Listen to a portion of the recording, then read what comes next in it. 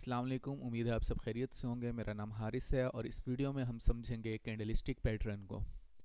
दुनिया के अंदर डाटा को देखने के लिए चार्ट्स बनाए जाते हैं, उनकी पिक्टोरियल डायग्राम बनाई जाती है जिसको हम चार्ट्स कहते हैं।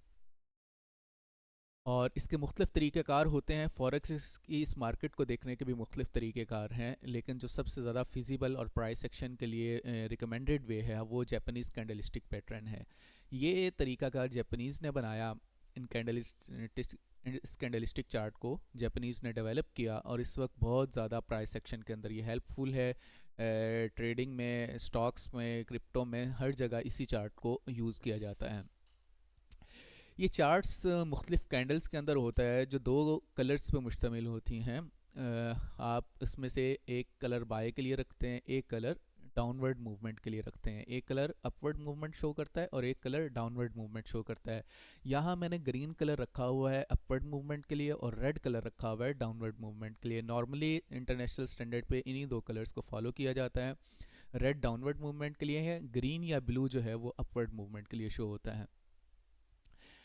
इस चार्ट के अंदर, इन कैंडल्स के अंदर आप देख रहे होंगे एक कैंडल है जिसमें कुछ सॉलिड फिल है और कुछ लाइन लगी हुई है। अगर हम किसी एक कैंडल को जूम आउट करें और हम देखें, सेपरेट आउट करें, तो हम देखते हैं कि हमारे पास जो कैंडल है वो किस फॉर्म में है। उसके अंदर ये बॉडी है और कोई थोड़ी सी विक है। तो ये बॉडी किस चीज़ को रिप्रेजेंट करती है, विक किस चीज़ को रिप्रेजेंट करती है, और प्राइस और टाइम के लिहाज से इसका क्या कनेक्शन है, इस चीज़ को मैं आज इस वीडियो में आप लोगों को एक्सप्लेन करूँगा। यह बहुत इंपॉर्टेंट चीज़ है और इसको समझना बहुत ज़्यादा इम्पॉर्टेंट है। हम यहाँ से ये जो हमारी कैंडल है इसको कंसिडर कर लेते हैं। मैं मज़ीद जूम आउट करता हूँ ताकि हमें प्राइसेस अच्छे से समझ आ जाएं।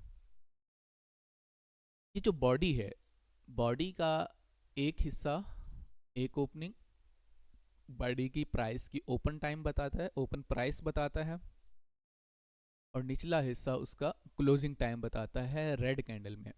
और ग्रीन कैंडल के अंदर जो निचला हिस्सा है वो उसकी ओपनिंग टाइम बताता है और ऊपर वाला हिस्सा उसकी क्लोजिंग टाइम बताता है। ठीक है, मैं इसको रिपीट कर देता हूँ कि रेड कैंडल के अंदर ऊपर वाला हिस्सा इस कैंडल का ओपनिंग टाइम और प्राइस बताएगा और निचला इसका हिस्सा इसकी क्लोजिंग प्राइस को बताएगा।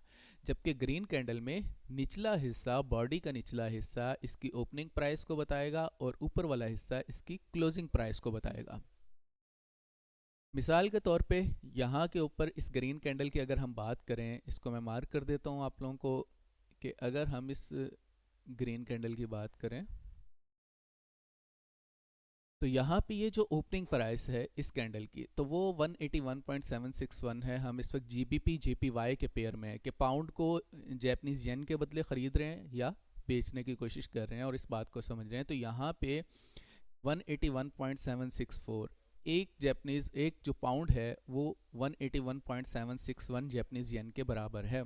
इस पॉइंट पे इस कैंडल की ओपनिंग हुई है। 1 आवर की कैंडल है। एक कैंडल में मार्केट ने टोटल इतना मूव किया जितना ये कैंडल एरिया शो कर रहा है। तो इस कैंडल में जिस वक्त टाइम हुआ तकरीबन 8 बजेगा, तो 8 बजे प्राइस ओपन हुई 181.764 पे और प्राइस क्लोज हुई 9 बजे 182.023 पे। और इस पूरे एक घंटे के दौरान जो मार्केट ने मूव किया, मार्केट नीचे भी आई। कितना नीचे आई? जितनी ये हमें लाइन शो कर रही है, इसको हम कहते हैं विक। तो विक एक्चुअली हमें टोटल मूवमेंट का बताती है कि मार्केट इस एक घंटे में कितना मूव हुई, कितना नीचे गई, कितना ऊपर गई। और बॉडी हमें बताती है कि मार्केट ने ओपन कहाँ से किया और क्लोज किस प्राइस पे किया। तो मार्केट ने ओपन जो है 8 बजे किया वो 181.764 पे किया और क्लोज मार्केट ने किया 182.023 पे।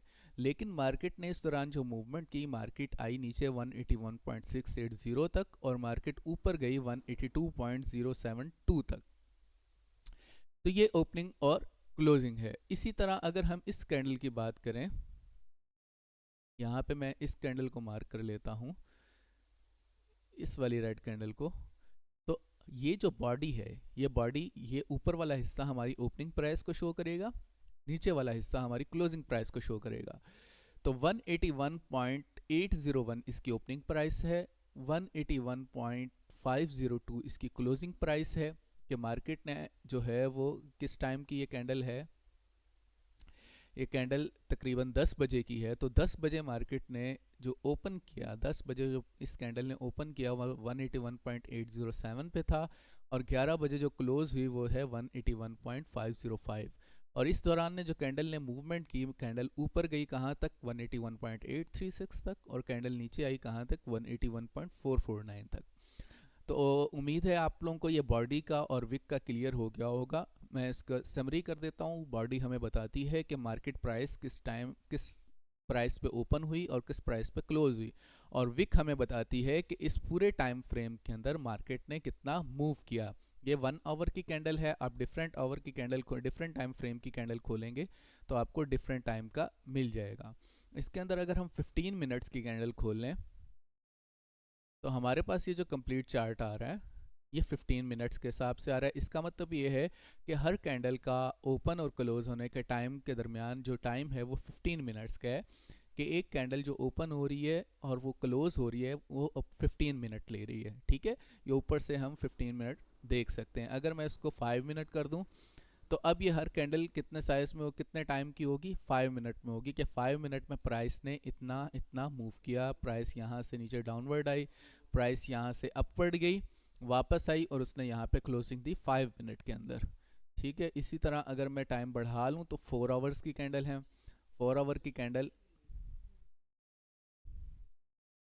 आप देख सकते हैं कि ये अब 4 आवर है। अब एक कैंडल का जो टाइम है वो 4 आवर का टाइम है। 4 आवर ने कैंडल ने यहाँ से ओपन किया, यहाँ पे क्लोज किया, और इस दौरान ऊपर या नीचे मूव हुई। फिर ये कैंडल है, इसका भी पूरा टाइम जो है वो 4 आवर है। 4 आवर में मार्केट ने ऊपर गई, नीचे गई, और जहाँ से शुरू किया था उससे थोड़ा सा ऊपर आके क्लोज किया। सही है, ये भी 4 आवर की, हर एक कैंडल अब 4 आवर के टाइम फ्रेम की है।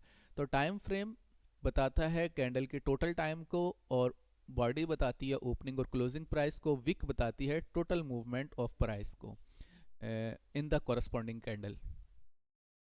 उम्मीद है ये सारी चीज़ें आपको क्लियर हो गई होंगी टाइम फ्रेम के अतबार से, प्राइस किस जगह से ओपन हो रही है, किस जगह पे क्लोज हो रही है, और उन्होंने टोटल मूवमेंट कितनी की है।